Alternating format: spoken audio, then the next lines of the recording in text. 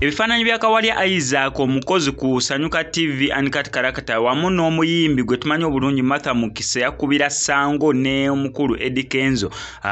bye bibuutikidde internet ku makya g'olunaku olwaleero oluvannyuma lwa One Lord Kayz okuvaayo n'asaba Martha Mukisa obufumbo banamuproposingira butongole ku nsi yonna nga eraba. Ate ne still ku makya g'olunaku olwaleero ekibiina kya National Unity Platform ekikulemberwa omukulu Robert Kyagulanyi Ssentamu oba amanyikiddwa nga Bobi Wine bafunye amawulire agessanyu okuva mu military barracks emungewe esazeewo okubeera nga ereleasinga omu ku comrades be bakwata mu mwaka gwa 2020. Kwaniza nnyo wano ku SMX Media nange MSMX wano tubane updates buli naku buli sawa. Stories zaffe zibeera nyimpimpi olw'ensonga tubeera tetwagala stories kutwalira nnyo data ensonga lwaki buli story gye tuteekayo wano ku SMX Media soka gikonvertinga data aleme kubeera nga agenda mungi. Bambi kankusaba subscribing ongene notification bell tojja kubeera nga missing updates naddala nga zino. Ate gwe omuyimbi alina oluyimba nga wano yagadde okubeera nga olukwasaganya video wano ku SMX Media tubikwasaganyiza bulungi nnyo nnyini ddala n'okukola obulango bwa business oba okulanga business yo wano ku SMX Media ezo nsonga nnafu nnyo nnyini ddala.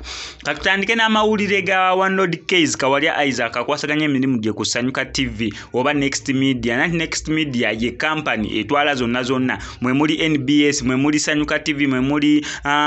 Salam TV mwe muli Next Radio mwe muli Nile Post bingi nnyo ebikwasaganyizawo kati yonna company ngola Vision Group wena Bukedde TV1 Bukedde TV2 walina Urban TV wena Bukedde FM elina olupapula lw'amawulire New Vision elina olupapula lw'amawulire Bukedde eyo gye bayita Vision Group elina bingi nnyo. So ne Next Media nayo yekwasaganya abantu bano. So Kawalya Isaac gyakwasaganyiza emirimu gye neera nga babadde bakyaziza omuyimbi Martha Mukisa eyakubira akayima nga Sango n'obulala bungi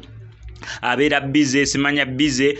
buyimba bungi bwa Martha Mukisa mwana wattu Kawalya Isaac n'agamba nedda obulungi bwa mwana muwala ono Martha Mukisa sigenda beera nga mbuleka bugende we butofa wabula n'afukamira ku mavivi ge era watu na proposinga eri mwana muwala ono. However enkolagana yaabwe Martha Mukisa wamu ne One Lord Kayz tubadde tetugimanyiiko nnyo nga One Lord Kayz tumumanyidde mu nsonga ndala naye wabeera asazeewo okubeera nga ateekawo embeera efaanaganako bwetyo wano ku SMX Media tubaagaliza birungi byereere eyo nga tuvuddeyo. Yes kumache gonna olwaliro Bobi Wine akedde kubeera nga awulugumya akasimu eri mwana mulenzi amanyikiddwa nga Bukenya Moses omu ku bavubuka abaasibibwa neero n'agamba mbu bamusiba mwaka gwa 2020 mu nsonga za people power mu nsonga z'okwetegekera okubeera nga twali tugenda kulonda n'ebisigadde ng'ebyo neera agamba bamutwala mu military bamucharginga naye nga bamucharginga binkwasaganya y'amagye naye nga bamucharginga ensonga za tocha n'ebisigadde ebyo ebirala. So Bobi Wine okusinza akasimu kakubidde omuvubuka ono gwe batadde olunaku olwaleero agamba mbu akedde kubeera nga mukubirako okubeera nga mukulisa ekkomera naye nga basanyufu nnyo okulaba nga bakomuledizi baabwe abamu abali basigadde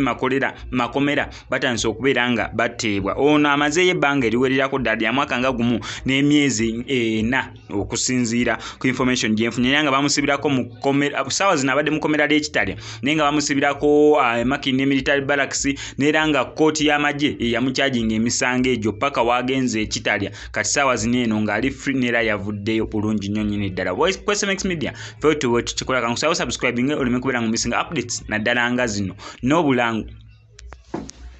أعوذ بالله من الشيطان الرجيم بسم الله الرحمن الرحيم الحمد لله رب العالمين السلام عليكم ورحمة الله وبركاته. Bwe ali ku mukutu guno gwolaba simulala ye Haji Sulaimani Kivumbi omusomi w'eddwa kola ku bizibu by'abantu ebyenjawulo omuli ebizibu ebya bizinensi endwadde eziganya okuwonesa tegerekeka nina n'ekyoto eky'emikisa omuntu kwempandiika amannya go ku lupapula n'ensuula olupapula olwo likeddwa mu kyoto ekyo ebizibu byonna ebikuliko ne bibeera nga bisirira era ng'oyagadde okubeera ng'onsinkana ojja kuyita ku nnamba yange ya Airtel 07522 20